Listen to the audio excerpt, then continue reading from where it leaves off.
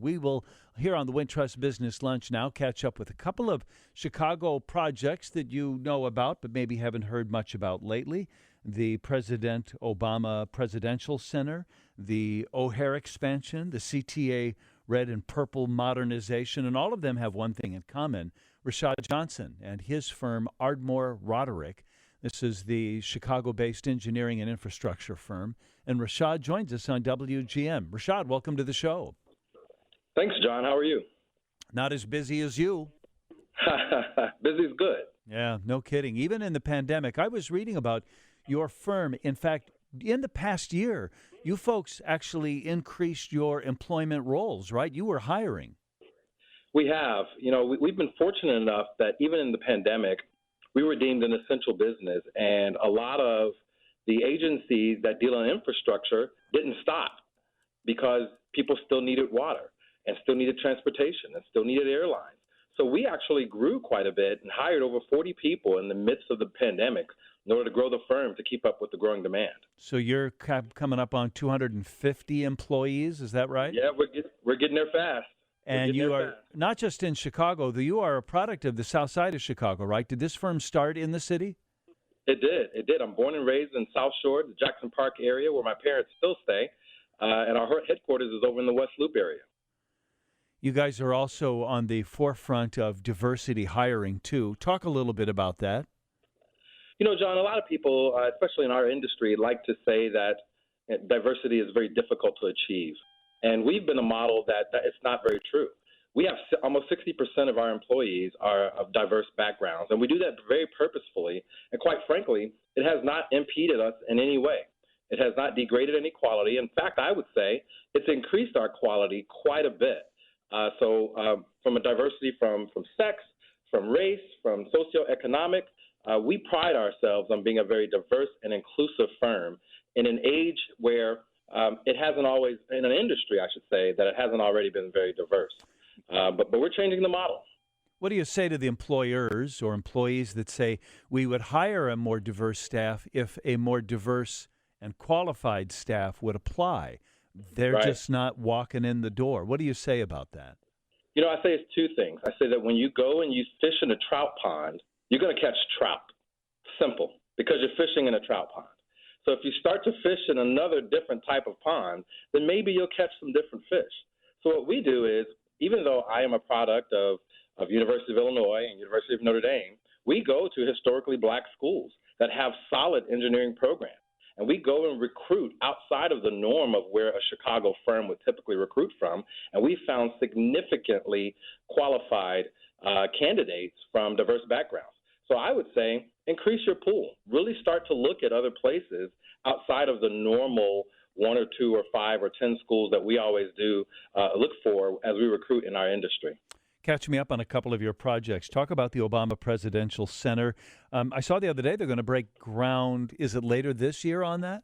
Yes, we're finally breaking ground, right? We had a bunch of hurdles to go through federally, and all those hurdles have been cleared. We have some work with the city that has to happen first in the Jackson Park area, and we are extremely excited that finally this project is going to break ground, and over the next 4 years, we're going to be constructing it, hopefully with a groundbreaking sometime in the next 4 years in order to open the Obama Presidential Center. But finally, for the first time in the last couple of years, we've been working on the project. Actually going to break ground this year, and we're going to start some real and true construction. You're going to see the whole south side of Chicago transform as a result of this project for Obama Presidential Center. Now, help me out on this. You're not the architect, but more the infrastructure side of this, right? That's great. We are the owner's representative. So the foundation decides that they're going to hire someone because they don't really know and understand construction engineering. So they hire someone that has this background in both design and construction to help guide them and steer them along the way. So we work in conjunction with the architect. We're in conjunction with the contractors. We're the ones that help to write all of the RFPs and RFQs and break down the project so that the contractors can actually bid the work, which is much more the program management or the owner's representative portion of it. Yeah, right. So what are we looking at then? I mean, are you roads? Are you landscaping? Are you moving things around? How are you getting the site ready? What's the first thing you do?